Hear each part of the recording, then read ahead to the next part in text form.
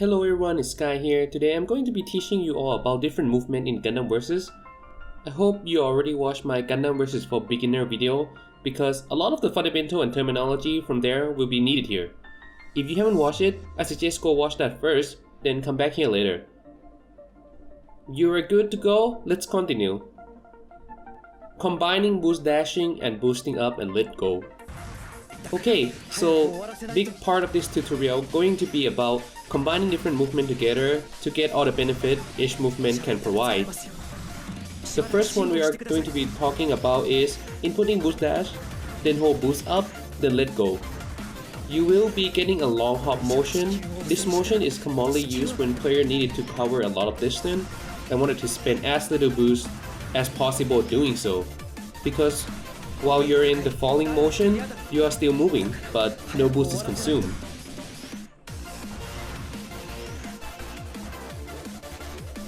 Mechanic needed to be introduced before we continue. Before we move further on, I'd like to talk to you about some related mechanic that I will mention later.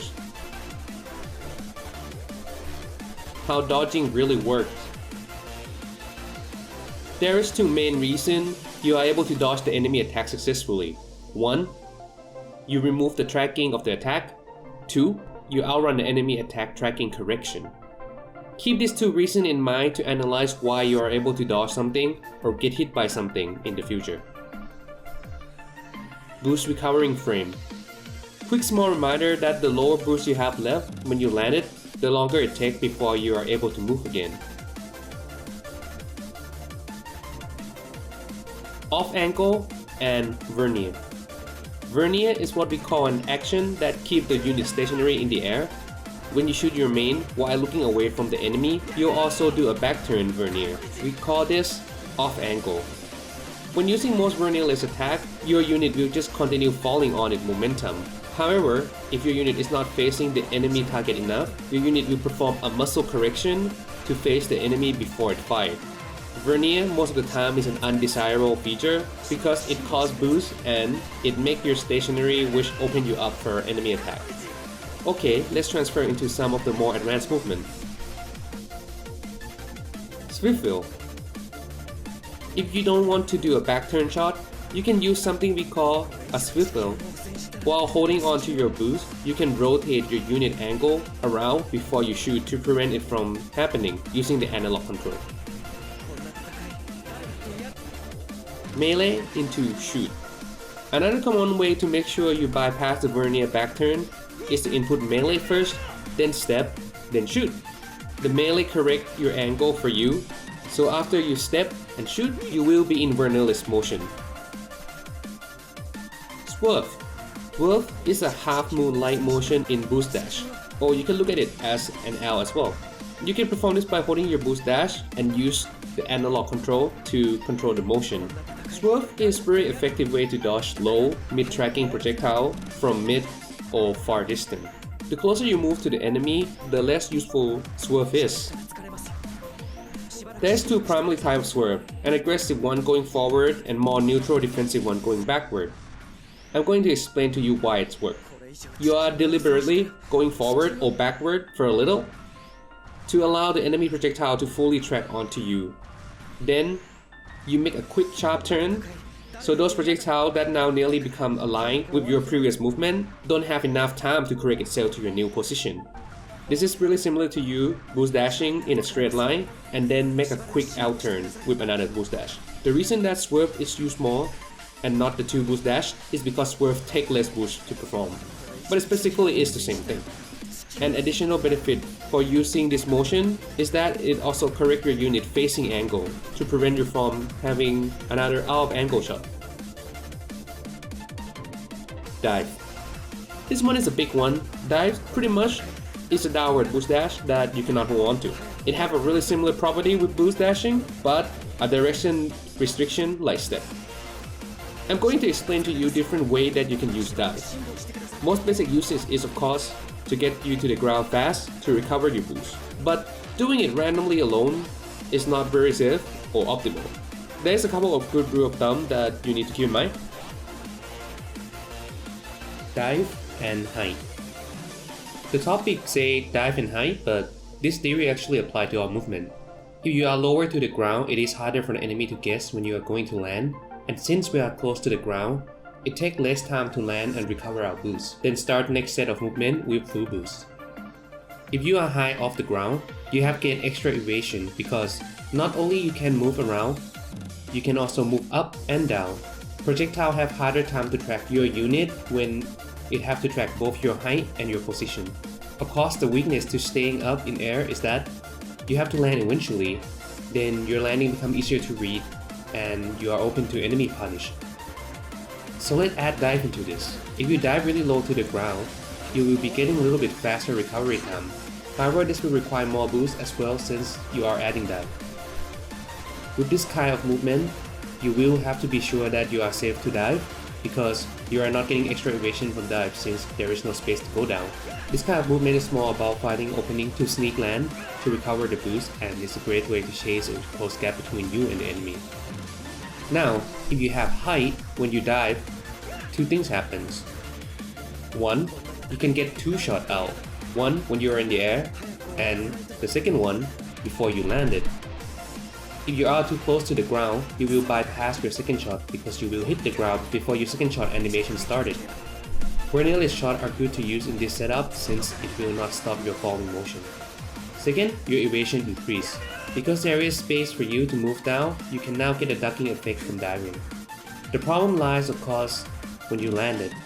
The enemy can punish your landing with high muscle correction attacks such as most Gerobi, Snipe, etc. This movement is not so bad for spam units that have long red lock though. Just make sure you're not moving up too high to dive, but high enough to get the second shot, then you are golden. And keep a watch out if enemy have a high muscle correction attack. Boost dash, then dive, worse, just boost dash and let go. I have been my fuck about this shit for a while now. Even after discussing with a few veterans, there is still conflict opinion. Here is a grand question. Is it even worth to add dive right after boost dash when you are up close to the ground? Just to be clear, we are talking about diving only after dash. No step or other movement is added before the dive, so no cut tracking property is present. So after getting irritated enough, I decided to go check this shit out.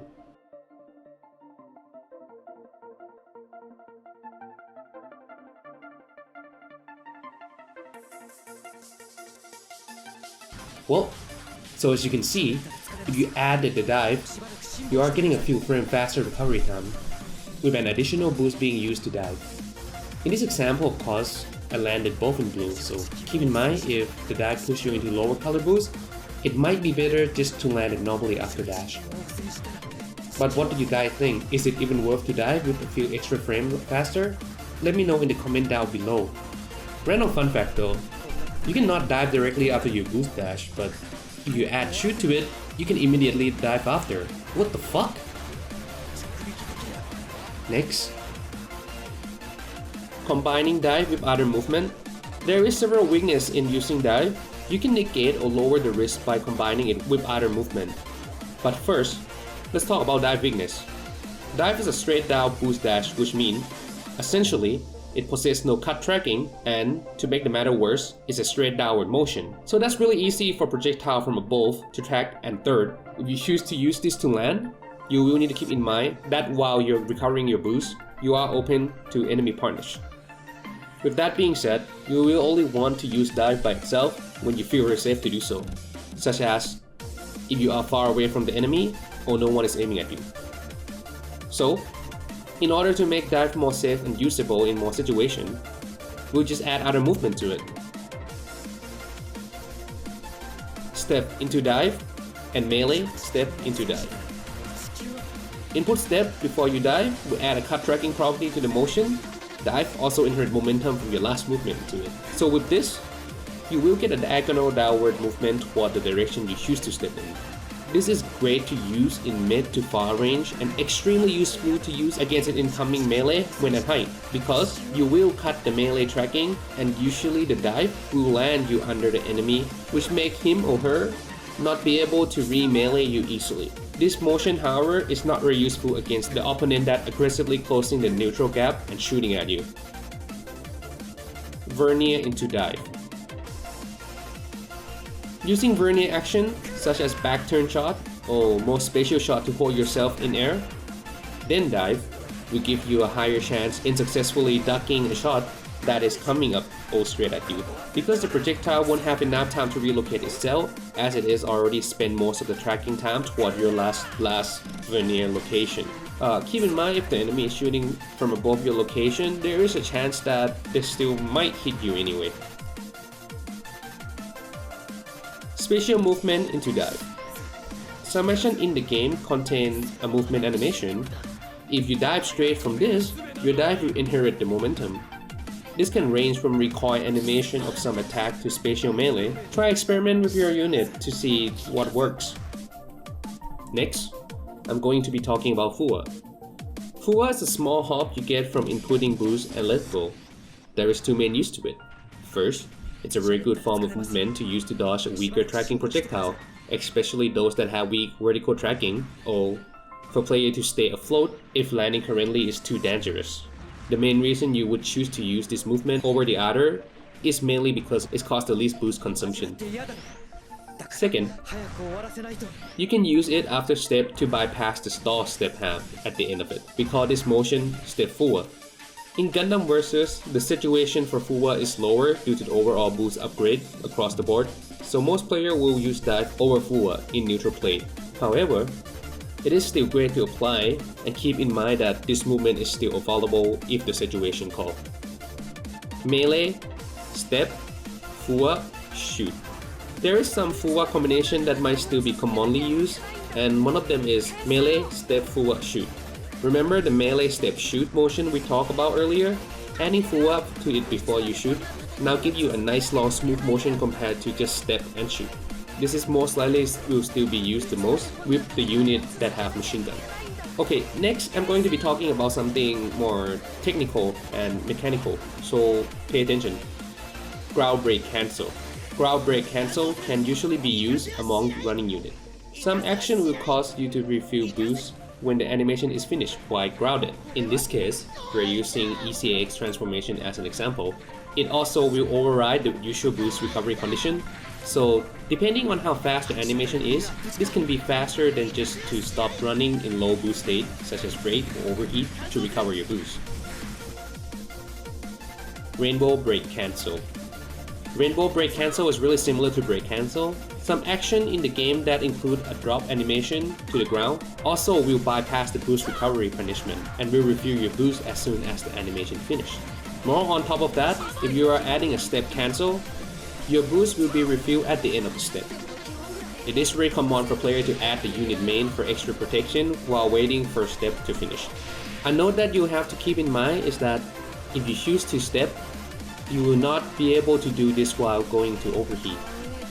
Stepping into overheat gives this small little vernier to the unit which negate the step from doing a smooth motion at ground level.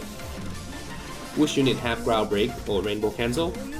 While I was making this video, there's not enough info to cover all the unit with this movement yet, so you will have to go through trial and error. If anyone know what unit can perform this two technical movement, feel free to share with the other down in the comment below. Last movement I'm going to be talking about is MA. To enter MA mode, first of all, you have to play the unit with MA. Then, input boost and a directional step.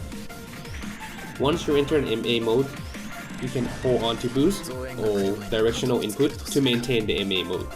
Moving around MA is similar to MS mode by using analog control. To go up, hold boost. To go down, tap boost twice then hold on to boost. Tapping up twice will align your flight with the target.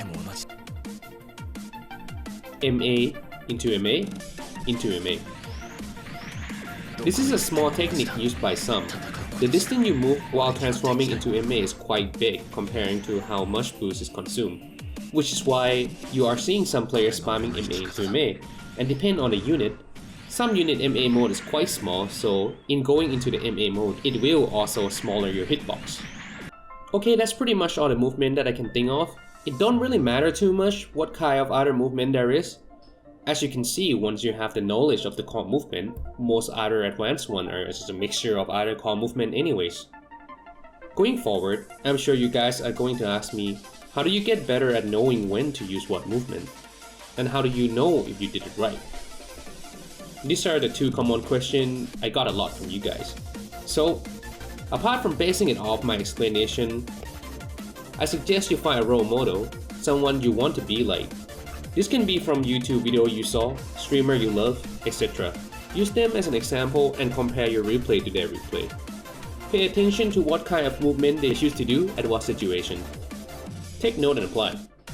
The more similar your movement look to your source, the more you are doing it right. There is ton of strong Japanese player you can check out as well, but one of my goals here is to promote more English speaker. So I'm going to drop some English streamer name. If you have anyone else you'd like others to check out, you are really welcome to post that in the comment too.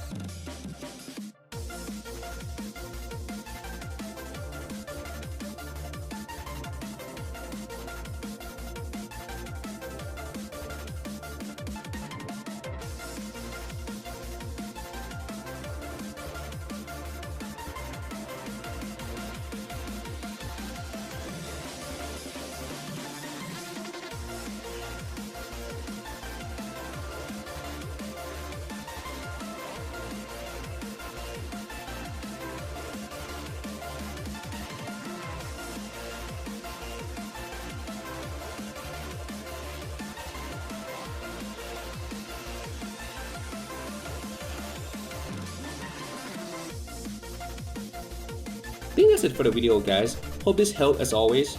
Let me know if there is other specific guy or topic you would like me to cover. For now, I'll be seeing you guys in the next one.